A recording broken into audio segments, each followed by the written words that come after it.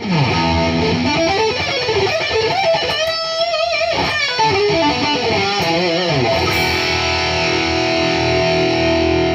guys, Josh Wibaut here from Testing123reviews, and today I am demonstrating the Line 6 POD HD400. This is part of a brand new range from Line 6. We also have the POD HD300 and also the HD500, the new flagship models of their fantastic POD range. The HD400 boasts 16 fantastic amp models based on some of the world's most sought after amplifiers. Got a whole load of effects ranging from overdrives, choruses, flanges, phases, tremolos, pitch shifting, harmonizing, delays, reverbs, echoes, anything you want, it's all in this one unit. So today I'm going to give you a quick run through of all the specifications of the POD HD400, give you a run through of some of the patches that I've created. I'll show you how to create a patch. It's incredibly simple and it's a brilliant product. Line 6 were kind enough to send me this to demonstrate, and I was genuinely very impressed. So I hope you enjoy. Okay, so this is the Line 6 POD HD400. For those of you that's familiar with Line 6 products, it will look pretty similar to other POD units in the past. But to those who aren't, I'll run through everything for you. So starting from the left, we have a mode switch with 3 LEDs. You can filter through these. Now the green LED stands for preset mode, so you can access all your patches that you've saved, or your various guitar sounds. Click it again, you go to the record mode, so you've got 24 seconds of looping time, which is really useful. You can pre-post foot switch allows you to set your loop recording and playback either before amp and effects modelling or after, which is very useful. And we've got the record and overdub, so you can record a part, play it, and then overdub another part on the top of it. You've obviously got a play and stop button, and then a play once. And if we go right to the other side, we've got the tap tempo button, which is used for when you're using your delays, and if you hold that down you've also got a built-in tuner which pops up on the display screen there. And finally, on the amber setting on the mode switch, you can switch on and off the amp models, the effects, all separately, so you can bring them in and out as and when you please. So you can turn the amplifier models off or back on, you can turn effects 1 on, effects 2 and effects 3. Okay, so moving up, we've got these up and down toggle buttons which basically filter through the different banks. So what happens is, okay, I'm on bank 1D, then I go to 2D, and that's now flashing, and then to activate it all I have to do is click down on one of the A, B, C or D patches, and then I'm on to the next patch, and the same as you get filter up through the other patches. And next to the patch selector we've got our amplifier models. Now they've got 16 models on this pod which have actually sound really good, and you filter through them just by the 2 different coloured LEDs. You've got red and green.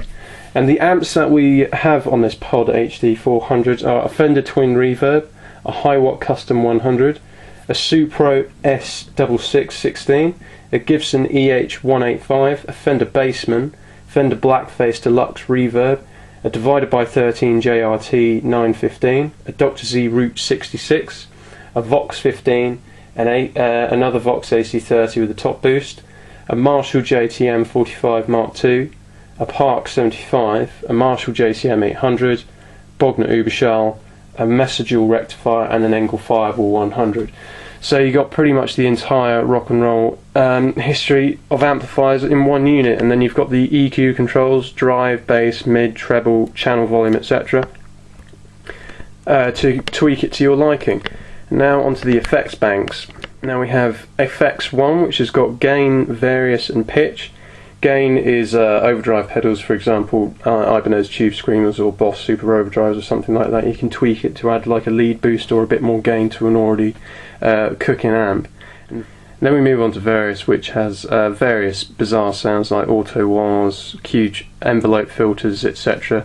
All wacky stuff. And then finally pitch, you can use as and then finally the pitch setting, you can have an octave unit, a harmonizer, whammy pedal, pitch shifting all over the place. It's a really fun patch. And then FX2, we've got modulation, so chorus, flanges, phases, all of those. Filters, then we've got some really quite bizarre sound, vocal synths and stuff like that, and we've got a tremolo effect as well. And then FX3, we have a delay, tape echo, sweep echo, ranging from digital delays, analog delays, all the fun of the fair. And then an overall reverb knob, which actually sounds very nice. If you have a POD HD400 or the 300 or the 500, but you're just purely using the effects, what is really useful is you hold this FX only button down, and then you're purely just using the effects. You're not using any of the amp models, so you can use whatever valve amplifier or any particular amplifier you've got and have some fantastic sounding effects straight out of this board. So here's the back panel of the Line 6 POD HD400. We've got our pedal 2 jack, so you can plug in another expression pedal. You've got your guitar input, a CD/MP3 input, so you can jam along with your favourite songs. Got an overall master volume for the pod. And here we have the unbalanced output. You can connect a 1/4" cable here to send your sound to a guitar amplifier, recorder, mixer or PA system. You set the switch between these connectors to amp when sending to a guitar amp or line for inputs typical for mixers or recorders. So I'm sending it in the right output to an amplifier, which is my Diesel Einstein set on the clean channel. Moving on, now we have the output modes. This has 3 selections. You have studio. Put the switch in that position to apply a direct signal complete with microphone and cabinet simulations to recorders and mixers.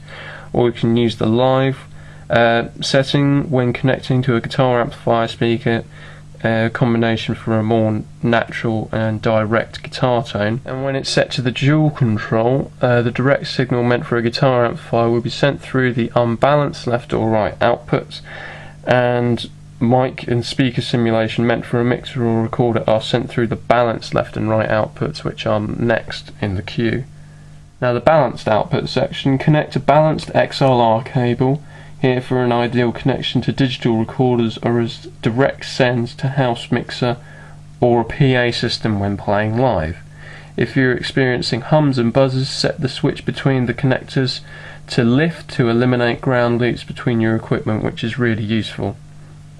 And then you've got a headphone jack so you don't annoy the neighbours. Now we have the effects loop, and you set it to line when you're using rack units, for instance a TC Electronics system or something like that.